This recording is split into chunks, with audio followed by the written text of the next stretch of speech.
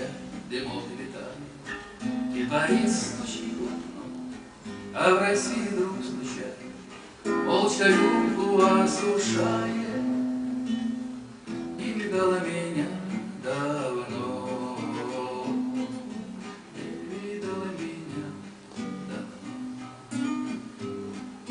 Что со мной приключилось к этой знойной стороне? Неужели мне приснилось это, как монашья милость? Кто-то помнит обо мне,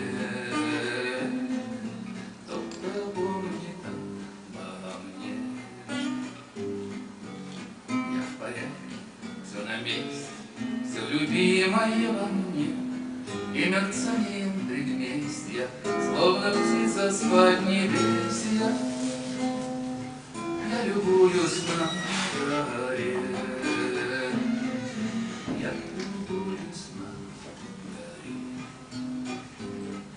словно на ладони вечность галилейские горе, а в душе туман заречный и черемуховый вечер, и в тумане там я.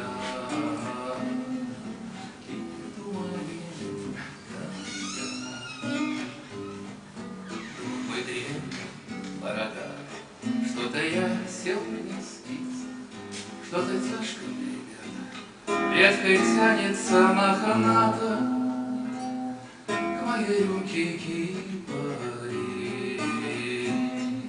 к моей рюмке кипарис.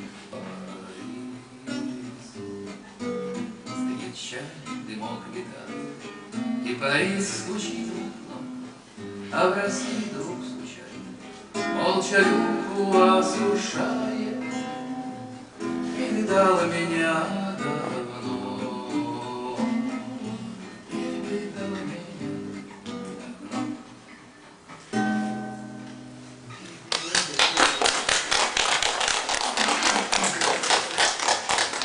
Так, переходим к следующему автору.